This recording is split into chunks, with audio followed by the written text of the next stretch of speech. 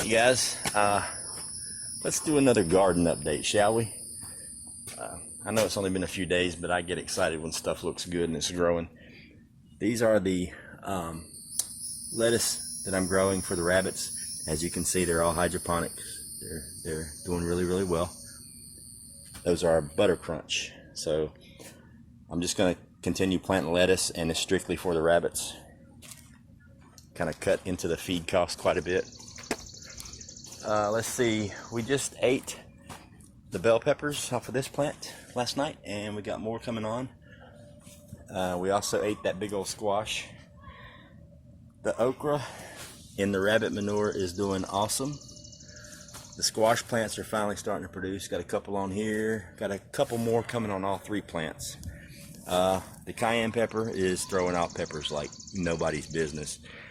The banana pepper hasn't produced any peppers at all yet, and I'm just now, if you can see that, we're just now getting some, looks like we're going to get some blooms here, so it should be producing, it should start producing this week.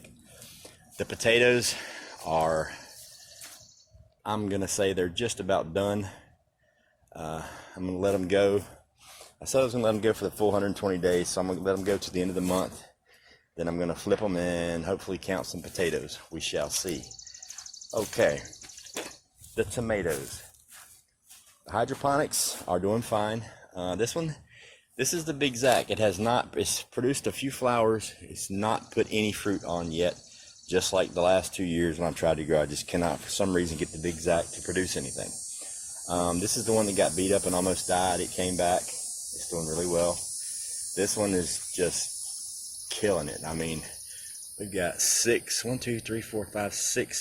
tomatoes on that one cluster. 4 there, 3 there. It's doing awesome. There's a couple more down the bottom.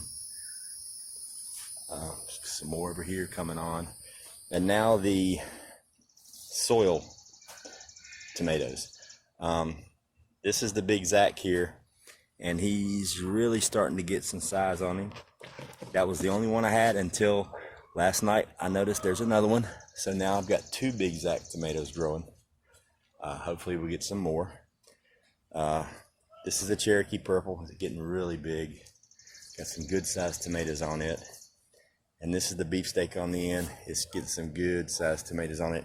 Here's the part that's interesting. Now the beefsteak on the end is the one that I added the hydroponic nutrients to. I did a gallon of it and poured it in there, and then this last time I just mixed it up and I took a teaspoon and I just sprinkled it on top and then watered it in. And look at the color difference in this one versus these two are pale green. This one here on the end is just as dark as the hydroponic ones. So I don't think I'm really gonna do the water anymore for the hydroponics. I think I'm just gonna use the nutrients just like regular fertilizer and use it to, I'm just going to sprinkle it into the dirt because it seems to work just exactly the same. And actually it seems to work a little bit better. This plant looks healthier than those down there do. And then you've got the issue with keeping it in the water without the net cups, and you got to get net cups, and you're constantly having to change the water out. Like I've already swapped this water out twice, and they haven't produced any tomatoes yet to eat. They're still growing, and I've already had to swap the water out twice, which is a pain in the ass. So I'm probably not going to do the water hydroponics anymore. Next year I think I'm going to get me some fish and go back to my aquaponics.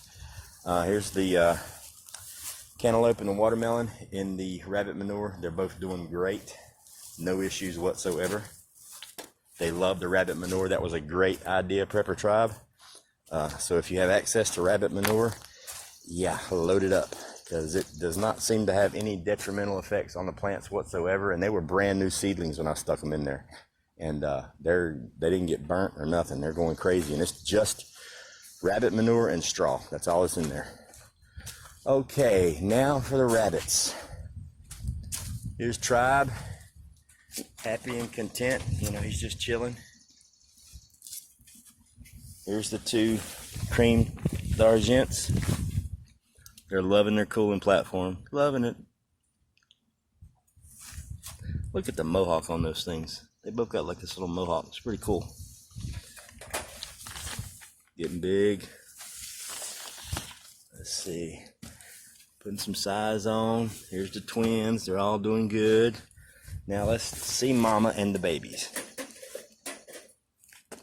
I tell you what, Za is literally the coolest rabbit on the planet. She's not scared at all. She lets me pet her. She loves the attention. She does not care if I check out her babies. She's just awesome. And here, look at them. They're moving around. They're crawling out of the nest. They're getting big.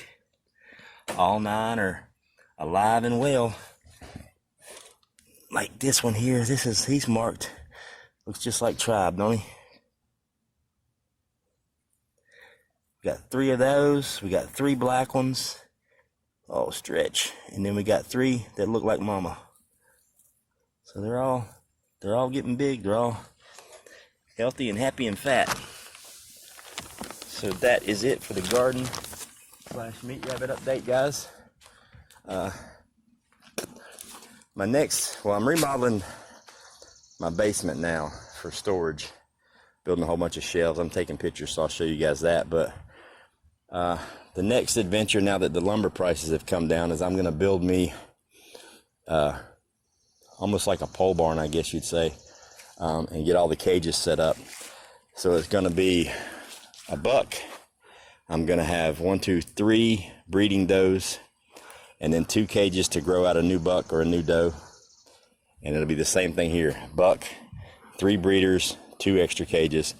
And then I'm going to get some more rolls of wire, and I'm going to build 2 more cages this same size, but they're going to be split into, instead of 6, they'll only be 3. There'll be a double, and a double, and I'll use these as grow out cages for the babies once I wean them from the mom. So I'm going to double stack. I'm going to have the breeders on the bottom with the drop down nest boxes, the grow out cages on the top. So I'll double stack. So I'm going to have double stack here, and probably right here beside it another double stack. Then I'll put a roof on it, so I have an aisle down the middle. So I'll keep you guys posted on that. It's a lot of work, but it's getting there. And as you can see, the rabbit manure is really not going to be an issue. I've got tons of it. So yeah, the rabbits they're making a lot of really good stuff for the garden. All right, guys, thanks for tuning in. Please like, share, subscribe, and all that good stuff. And I will talk to you cats later.